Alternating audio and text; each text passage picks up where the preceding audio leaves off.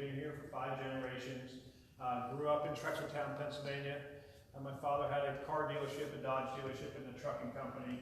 For the first part of my life, I trained to be one of the best athletes in the world, more specifically the fastest man on a bicycle, so required a lot of sacrifice, a lot of early mornings, pushing my muscles past their limits, late nights, several setbacks along the way, but really, despite all the setbacks, I kept at it. And I worked really, really hard. I became a national champion when I was only 16 years old. I won my first world championship when I was 22 years old. I went to my first Olympic Games in Atlanta in 1996 and won a silver medal. And a photo finish was like, maybe like that. I still think I won that race today, but the photo finish showed differently, so I was given the silver medal. I always say I lost the gold medal because my sport is cycling. It's a lot like wrestling and boxing. You have a winner and a loser. You can win a bronze, but you can't win a silver. You actually lost the gold medal match. So anyways, I won a silver in 96. Immediately after that, I'll never forget this. We were at the house, our Olympic house where we're at, and my family was there celebrating, and my coaches and everything else. And I took the silver medal and I put it on the table while my family, friends, coaches, staff were celebrating the success of a silver medal. And I said, you know, I lost the gold medal. Training for the gold medal starts tomorrow. And I put the silver medal down on the table.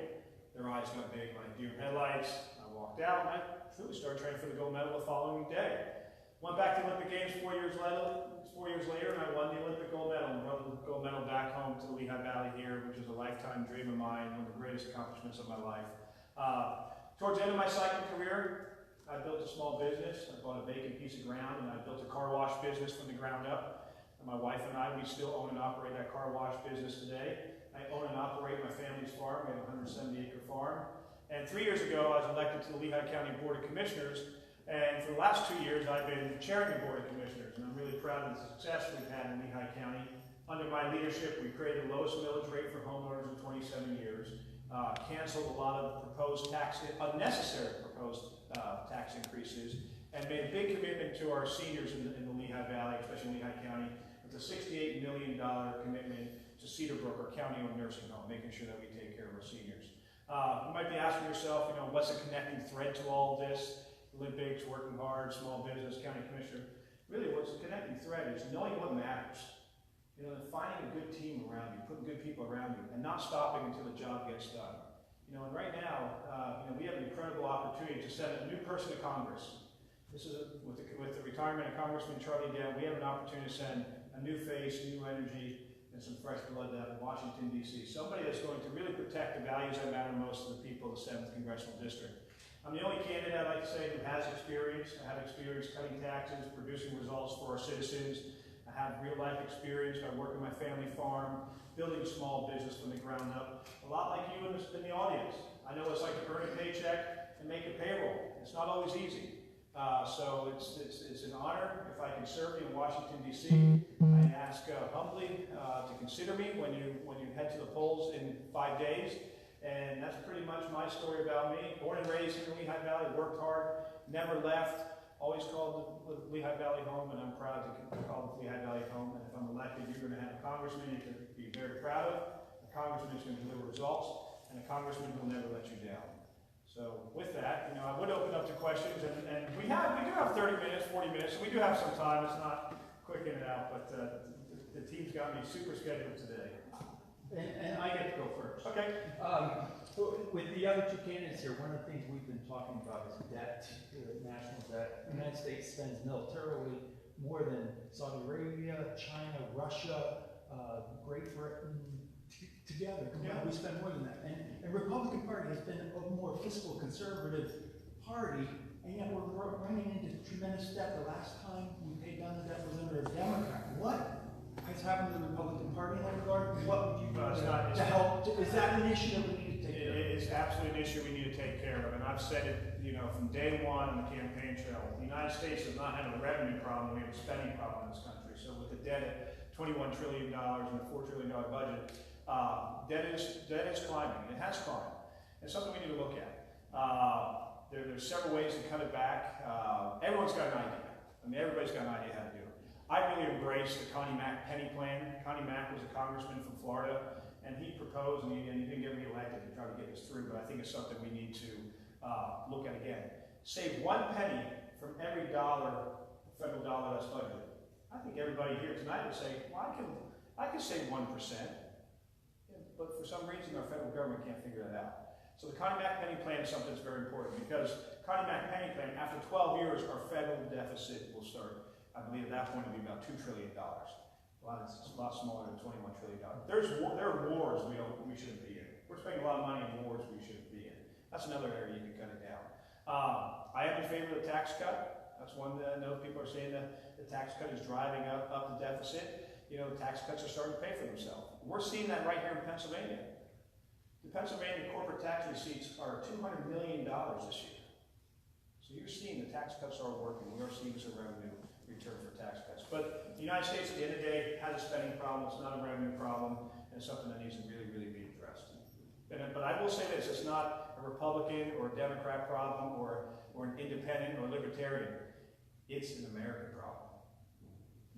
And just side note, you know what we spend on interest per day in the United States right now on the debt? Interest per day. $1.5 billion per day. We're spending on interest. Yep. And by the way, that's your credit card. That's our credit card. Yeah, absolutely. That's our credit card. Absolutely. Yeah. It's a lot of money. Yeah. That's one thing, as a county commissioner, I've done a great job on Lehigh County. You know, we're making sure we're living within our means. We're stretching the dollar as far as we can. So that's why, you know, Lehigh County fiscally we're pretty strong, because we're electing good people who look at the numbers and make smart decisions. And a lot of times it comes down to having that political will to make a tough choice.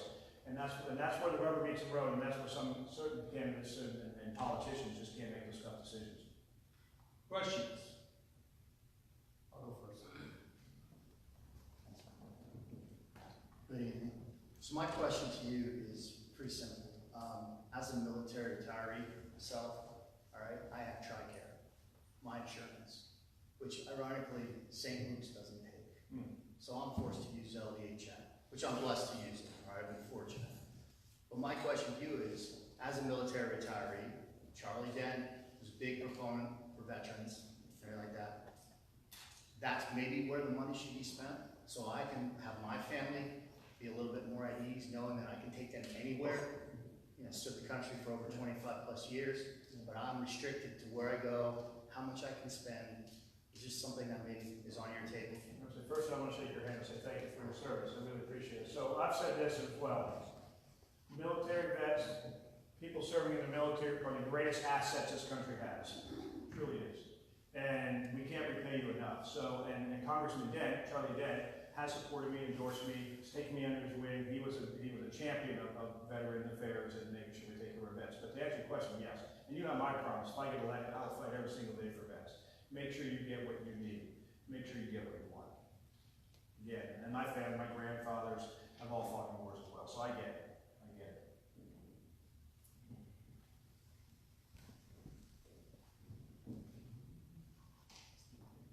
Hi, Marty. I was just curious. You don't need to worry about me. I'm going to be voting for you and supporting you. I already do. But Marty, I'm curious. Just further to Pastor Phil's question about the debt.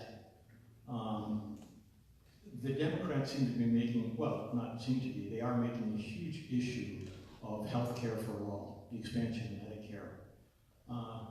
You know, again, the inconvenient truth there is that it's estimated would add about $32 trillion to $100 trillion debt that exists right now. I can't imagine that that's not a question that you're often faced with. How do you tackle that? I'm curious. Well, that's a great question, and it's something that, you know, how do you tackle a $32 trillion bill? You know, not only what's going to hit you federally, but we got to look at, you know, what will hit us here as living in the state of Pennsylvania. Our income tax is going to be tripled. State sales tax tripled. It was going to dry up the state's budget by $300 million. I mean, these are serious numbers, folks. So again, how do you pay for that? The only way you can pay for it is by taxing. So it's going to come through everyone's pocket. Sounds great, $32 trillion cost for, you know, a government-controlled healthcare system. Well, it's going to cost a lot of money. And I'll just say this about the government-controlled healthcare. For those of you who know, I ran the crash, a young guy, 19 years old, junior world champion, really good rider. He crashed at high speed, was knocked out, punctured lung, broken collarbone, head trauma. They had him in the Lehigh Valley Health Network Hospital for 5 days. They got him out of his coma. They were fixing him up. The Canadian team was getting ready to leave to go back home in the van. His parents called me, and they cried on the phone. They said, "Do not send him back to Canada." He said, "Why? This is home." He will not. He'll have to go to the end of the line, and he's not going to get the care he needs. I mean, this is a young man in his prime, head trauma, busted up, really, really bad, lung tubes. And his parents were crying on the phone. Do not send him back. We will come down there and get him. Keep him in, and he was at the Lehigh Valley Health Network. Keep him in there getting the care that he's getting. I talked to the brain surgeon at the time as well, and he said, "Marty, it's true. He's not going to get the care that he has right here. This is important stuff. We need to keep him here as long as we can." Unfortunately, Lehigh Valley Health Network probably absorbs most of the bills, but he got the care that he was needed. But that's the type of system up there, a government-run, controlled healthcare system that people were living in. I didn't believe it until I heard it from themselves. They were crying on the phone. They came down and got him 5 days later and drove him back home when he was fully recovered. But they said, absolutely not. It's going to be very difficult for him to get seen and get the care that he needs. So, another thing that's going to disappear, I believe, with government-controlled healthcare is the R&D. This country, we are finding cures for everything. Yeah, we are finding cures for everything. So all of a sudden, it's going to get government control. And we're lucky right here in the state of Pennsylvania, the southeast region. It's world leader in finding cures for diseases. We want to keep that. We want to keep that going. We have some incredible minds here, and all of a sudden, if it's government-controlled healthcare, that's going to stop.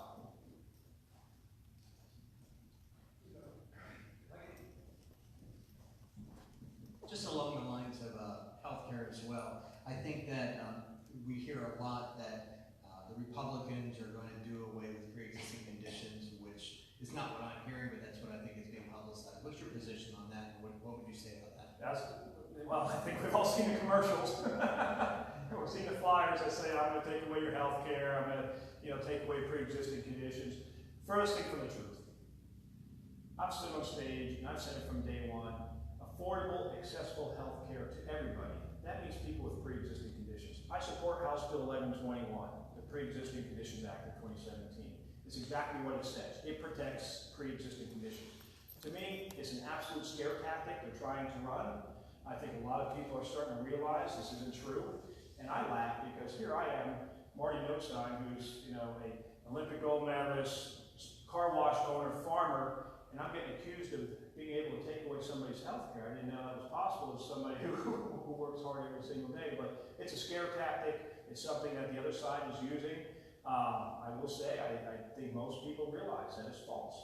The Washington Post did an article just the other day. The Washington Post will grade certain commercials, and they gave the pre-existing condition commercials 4 Pinocchios out of 4 Pinocchios. It just shows you how false those ads are. They're misleading. It's a smoke and mirror type campaign. It's trying to scare people, but it's absolutely not true.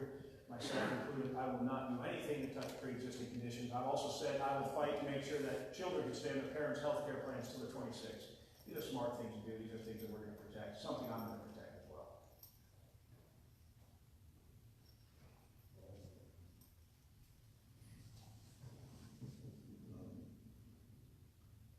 Why do you consider, or do you, I'll ask it that way, do you consider pre-existing conditions part of the insurance or healthcare? Right now it's kind of all lumped into one. Can you clear up how you would separate pre-existing conditions, which is actually just a form of giving somebody's something who, like if your house burns down, that argument, your house burns down and then you sign up for insurance asking companies to pay for it. Yeah. Well, again, I think with medical records, that's one way that's going to be figured out. But I think that's what you're trying to ask. So you're saying, how do you go from if somebody does have pre-existing condition and hiding it maybe, or? Well, are you going to put the burden on an insurance company, or are you going to make some kind of plan where? Well, absolutely, there's going to be. Take a hit, something that was beyond their. Well, what's happening right now. Yeah, that's what's happening right now. Healthcare has risen 123% in the last 4 years. I was at an event the other day, and the lady said, Marty, my healthcare was $300 some 4 years ago, and then went to 600, and then went to 800, and now it's just $1,300 for one individual. That's, if you had told me 5, 6, 7 years ago that your healthcare is going to cost more than a mortgage, I would have said, I don't think that's possible. Well, that's what's happening, and it's got to stop. You know, but it's definitely an issue that we need to take a look at, keeping healthcare, as I said, accessible and affordable for everybody. So Marty, thanks for coming first off. Thank you. Secondly, so it's again healthcare, right? So what is the answer though? I mean, we have a small business that we pay somewhere around $3,000 for our family, and you know it's obviously a lot of money. But what per month? Yes, per month. That is per month. Yeah. And it's not a great plan, by the way. Yeah. But I guess my question is, what do you do? What is the solution? Yeah. Well, the Affordable Care Act, really left us stranded here. I mean, it didn't do anything it said it was going to do. How about opening up the competition? How about opening up health insurance across state lines? These are good things. Create competition. Let them work for our business. We all know how that works in this country, right? Somebody wants your business, they're going to work hard for it. We also got to figure out the real cost of health care. I'm a doctor that runs a private practice, and we had the same conversation. Actually, I'll tell you 2 stories. I met one doctor as a private practice. First of all, let me go to the other story. I met a doctor, I said, what do I tell people about the cost of healthcare? He said, well, Marty, everyone's making money off of it. Everyone's making money. I said, well, that's a terrible answer. Because we're paying a lot of money. So when I'm paying $3,000 a month, you're saying, well, the reason it's so high is because everyone's making a lot of money. That doesn't sit well with me. So wrong answer by this doctor. Then I met another doctor that owns a private practice. And he said, Marty, if you want to come and get an MRI in my clinic or his office, he says $600. If you go to one of the big hospitals, it's $3,600.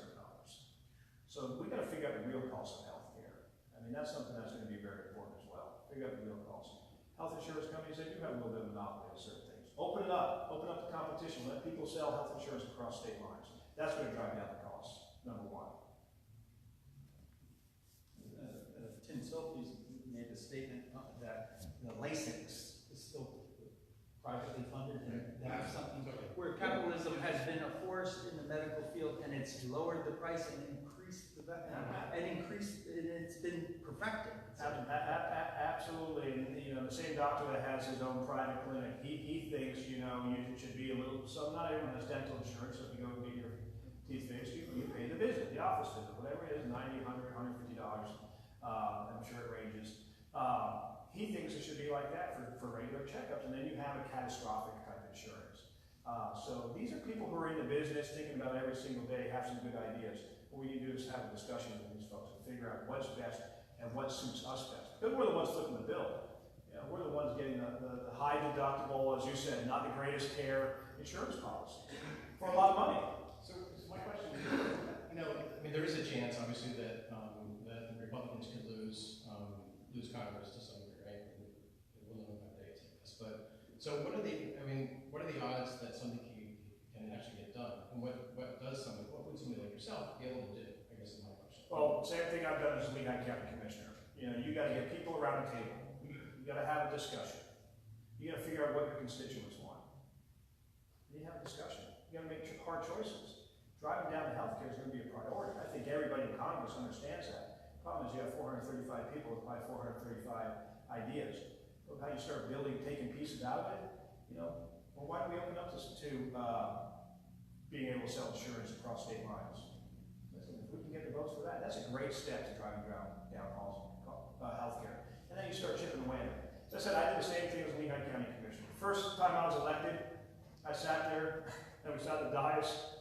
I'm sitting as a new commissioner. They don't give you a manual on what to do or say. I mean, you just sit there and you just kind of jump in and figure out what they're talking about. They were talking about things that were going on for 5, 6, 7 years, truly.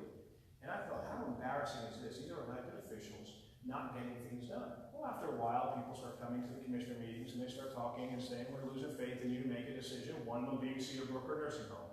So when I was voted in chair the following year, I told myself, we're not going to just kick the can down the road anymore. Cedar Brook, they talked about for 7 years. What are we going to do with Cedar Brook? Do nothing? Tear it down? build brand new, sell it. Well, I didn't like hearing any of those options because I thought, well, this is our nursing home, a little bit of an outdated facility, 5-star quality care, so we have a great product, and we have a lot of county workers there who depend every single day on showing up, working hard, and getting a paycheck.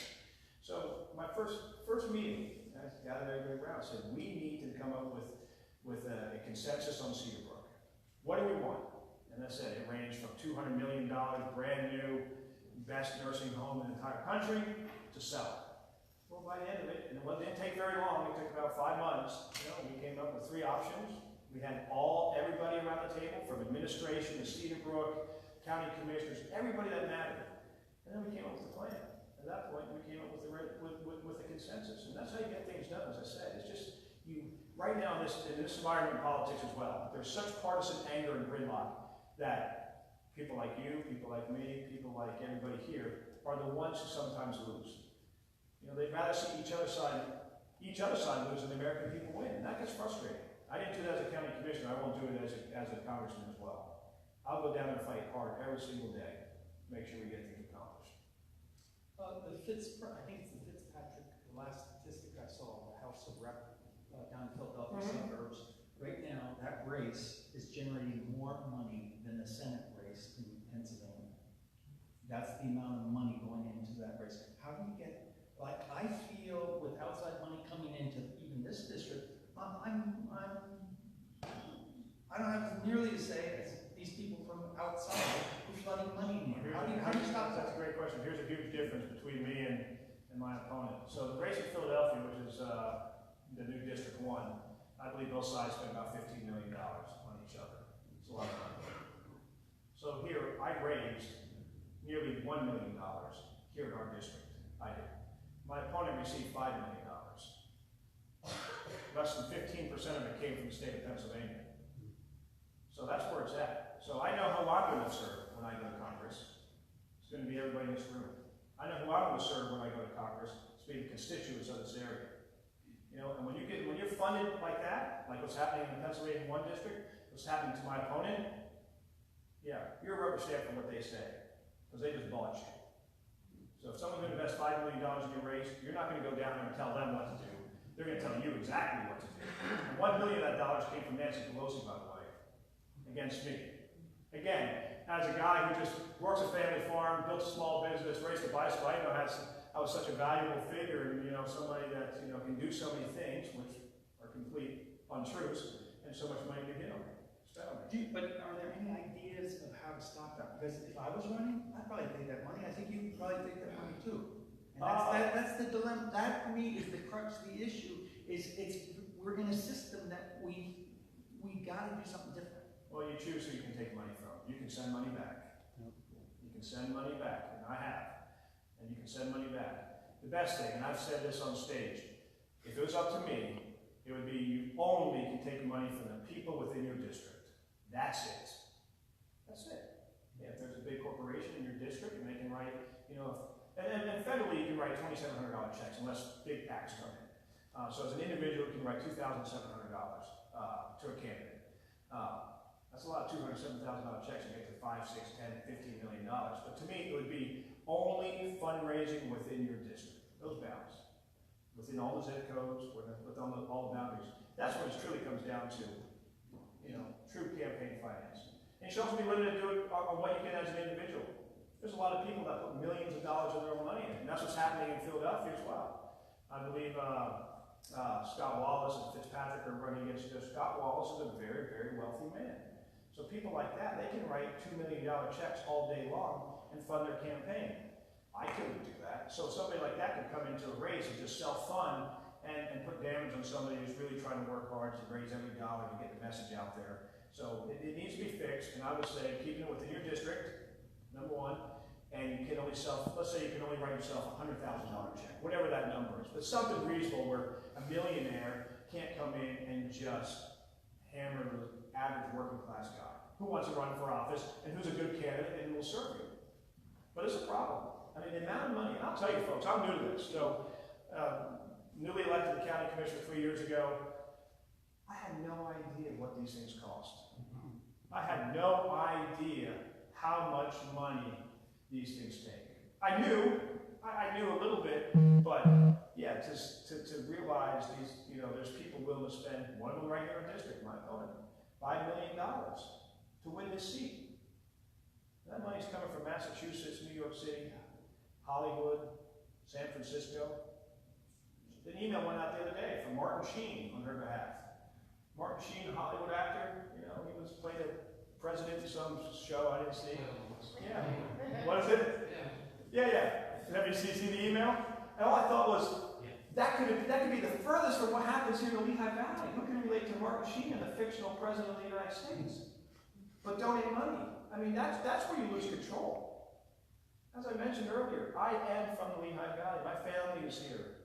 They've been here for 5 generations. I had an opportunity to live and train anywhere, places where it was a lot warmer. I always came back here because of the people, because of my home, because I care so dearly about it. For me, serving the community has been the most incredible honor of my life. And I want to continue it at a higher level in Congress. I've term limited myself, by the way. I don't want to make a career out of it. I want to go 4 terms, 8 years, good enough for the President of the United States. It should be good for any congressman. And that's another thing you can get out of it. You know, don't make careers out of things. I'm the only candidate who's term limited himself. I'm the only candidate who promised not to take a taxpayer government pension as well. I'm not doing it for those reasons. I'm doing it to go down and make a difference, make sure you have representation in Washington, D.C., and somebody you can trust. Somebody who's going to deliver. I've done it as a county commissioner, I can do it as a congressman, but I need to get there.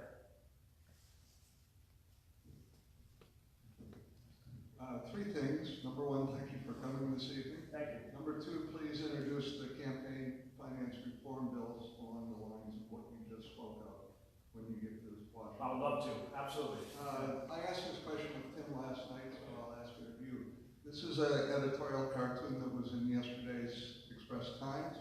It has 6 people around a nondescript building, obviously police or healthcare, or law enforcement officers, some of them aren't. And it has a family standing there. And the caption is that an office, a church, a synagogue, a movie theater, a newspaper, a concert hall, or a school? So my question is, what can you do and what can Congress do to reduce the level of gun violence in the United States? Yeah, well, it's a shame that we now live in a society that, you know, we need protection almost everywhere we go. As a county commissioner, this is a perfect example when we're talking about school safety at schools. I said, as a county commissioner, a part-time county commissioner, by the way, and I'm in my office maybe once or twice a week, you have to go through an x-ray machine. You have to go past 2 armed guards.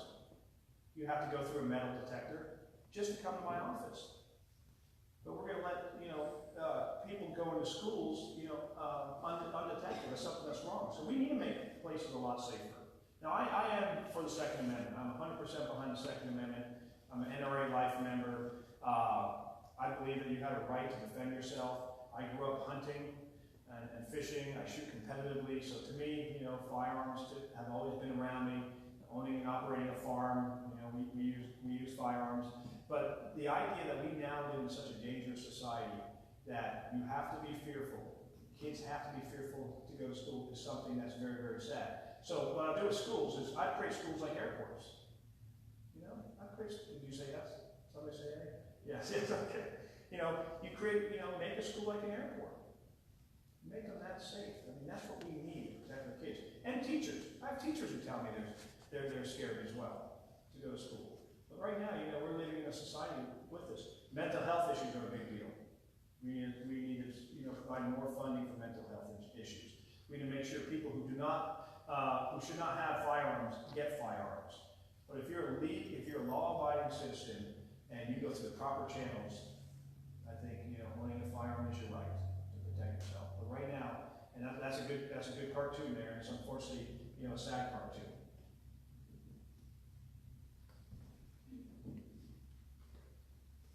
However, what is your take on automatic rifles and the bump stop thing to make regular automatic rifles are illegal. Nobody's showing an automatic rifle. Nobody's showing an automatic rifle. That's illegal. But people are buying them still at the gun shows and so forth, aren't they? Well, if it's a fully automatic rifle, they should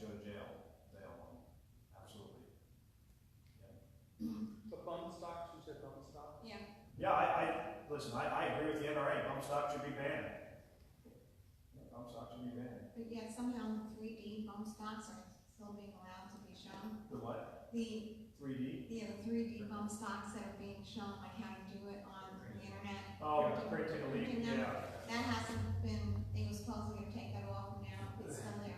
They should take it off again. You know, I agree with the NRA, the bump stocks make a weapon fully automatic, they should be illegal. So, I was not aware of the 3D printing, is that what you were talking about? Yeah, of the bump stocks, but that shouldn't be allowed as well.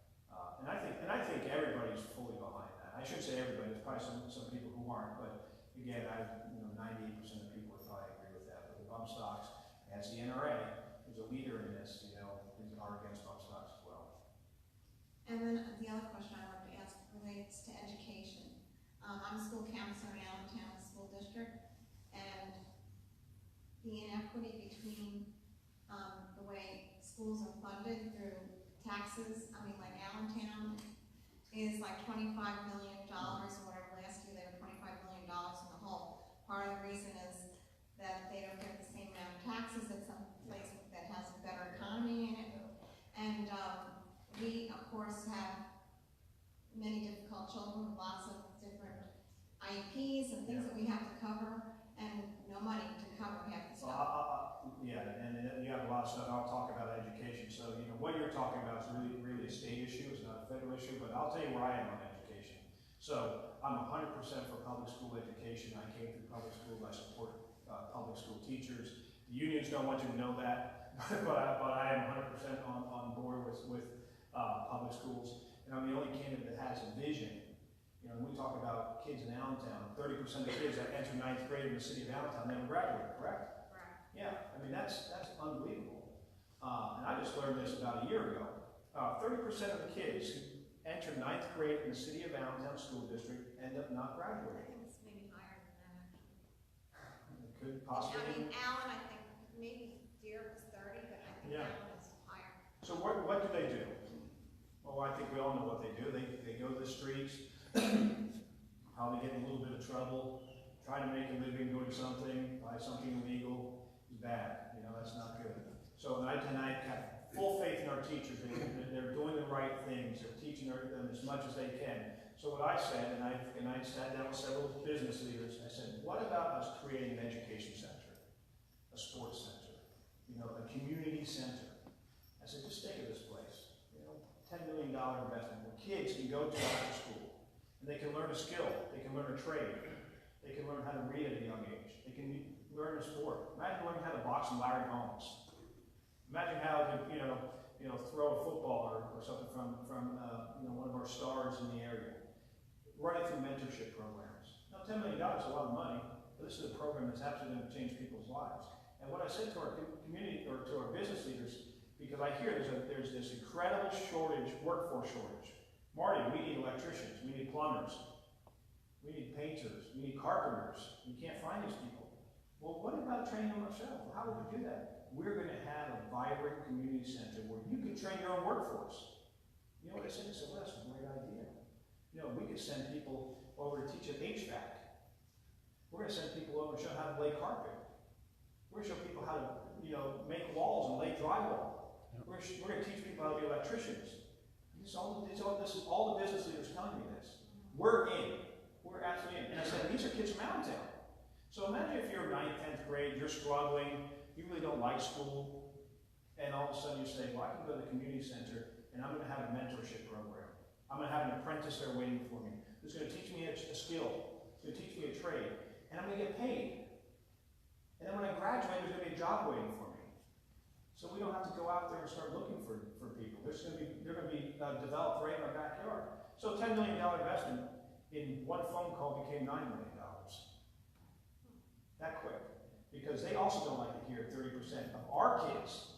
I gotta say that these are our kids. This is Lehigh Valley. These are our kids. 30% of our kids aren't graduating. Now let's give them a brighter future. Let's make sure there's a job waiting for them.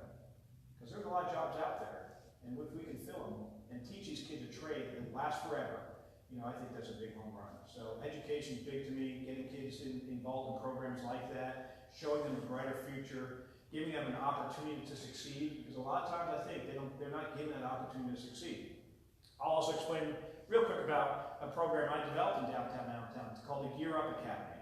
Again, I'll go back and talk about running the velodrome. We have incredible community programs at the velodrome. A majority of them are free of charge for kids. That's how I got involved. And what I said was, well, we do such a great program. We put hundreds of kids through these programs every year, but they're coming to our facility. And they're getting on bikes and riding around, and the coaches are there waiting for them. What if we take the programs to the kids? Well, how are we going to do that? Well, again, it goes back to, getting everybody together, having discussions, making a decision, and then running with it, not stopping until it's done. Well, I created a Gear Up Academy that runs out of PPL Center, where I partner with Boys and Girls Clubs, Big Brothers, Big Sisters, Police Athletic League, I'm forgetting 2 or 3 other ones as well. But where the kids came in, and we trained them on stationary bikes and spin bikes. And not everybody wants to be a bicycle racer, they just want, better quality of life. I want something after school. And it was such an incredible program, because the first time I had the kids in there, we had 12 of them on spin bikes. I said, Mister, what are we going to do today? I said, well, this is who I am, this is what I've accomplished, and this is what we're going to do. We're going to ride 6 miles today on the stationary bike. Mister, you're crazy, I can't ride 6 miles. I said, I promise you can ride 6 miles. Well, they did it, no problem. By the end of the program, 6-week program, they were riding 40 miles on the bikes, didn't want to get off, wanted to go back to the program. And as you deal with the kids there, early on, they didn't like cheering each other on, kind of very standoffish. By then, there was this team morale feeling. It was energizing for them, and it was incredibly energizing for me, because it's one of the best programs I ever developed, and one I'm very, very proud of. So I've taken those programs to kids in the inner cities, and the leaders of the organizations that we partnered with said, Marty, you make incredible difference in these kids. Incredible difference. And sometimes it's just giving them an opportunity to succeed, and they'll succeed. So that's what I want to do. And again, as a congressman, I'll be able to get that project off the ground really fast. Stance on abortion. Yeah, I'm a pro-life candidate. So for me, watching the birth of my 2 children, it's the most incredible thing in my life. Most incredible thing in my life. And I won some pretty big races, some pretty cool races, but watching the birth of my children was just something that's amazing. Right. Bill? We've got how much time? 5 minutes. 5 more minutes? Or 8. I value my vote. I feel like it's one of the basic rights and privileges of a person. When I hear about voter fraud and people poo-poo that and say, oh no, that doesn't happen, that's a lie. And you don't have to look very far to see it. You have a guy that has 18 voter registrations trying to get names on them and putting them out there. That's 18 people who their vote doesn't count. Plus it's, dependent on how they voted. And it seems like nobody's really doing anything. We had a voter ID thing here, but it was shot down, so it's like shoved aside. And that's one of the most simple things that anybody could. I would feel insulted if somebody told me I wasn't smart enough to go down and get an ID card. That's insulting. So, and your take on Yeah, it's something that does happen, and as a candidate who fights for every single vote, to know that somebody could get 18 votes is something that's very frustrating. It's simple. Voter ID to me. This is a simple fix.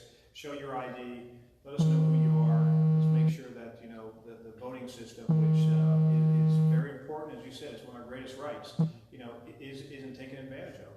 But I would support voter ID every single day. That's a common sense thing that needs to happen. They tried. Yeah. And a Republican judge pushed it down or stopped it. Is that right? But also at the same time, you need to make sure people get their IDs. We provide IDs. Yeah. Again, Lehigh County, if you're a military vet, we provide IDs for vets, for discount programs, things like that, because a lot of times vets don't have their IDs. Am I right or wrong on that? Yeah. So we'll do everything we can to make sure people, if you want an ID, we'll get you one in Lehigh County. Yeah. Does he have to leave? I'm sorry, I've got a bad guy. Okay, well, this is how I like to end. And this is just a shout out from everyone. If he is elected, what is your first concern? What do you want him to pay attention to? Shout out. Shout out. Budget minus deficit. Yep. Budget deficit. Yeah, we haven't had a budget in a long time, have we? Yeah. Other issues. And again, they need to stop. That are a priority. Education. They need to stop with continued resolutions Okay, hold on. the bus spending bills, and that's going to end. Healthcare, Yeah. border safety, illegal immigration, Get out of the Middle East. get out of the Middle East. Yeah. Now- I said we're in wars we don't belong in. But I also like to end on a positive note, and that is what is the best of American culture and America that will help us solve those problems? How do you answer that? Come on, what is the best of America that is going to solve this? That you perceive, that we have within us? Ingenuity. What? Hard work, ingenuity, How about communication? How about communicating between parties? Morality. morality, working together. Yeah, stop the diffusion. Good. Thank you. Thanks for coming. Thank you. In closing, I'll just say this. I think this is a great conversation. Thank you for listening to me. I'm fighting hard every single day. I truly want to be the next congressman. As I said, I'm going to go down there, get things done, be a congressman you can be proud of, congressman you can count on. Congressmen won't forget anybody in this district. As I said, I'm going to make sure we do the right thing for everybody, all the people in this district. So thank you for having me. Love you all. Have a great night. Thank you. I would stay and talk all night. He knows that. He knows that. I would stay and talk all night. It's nice to get to your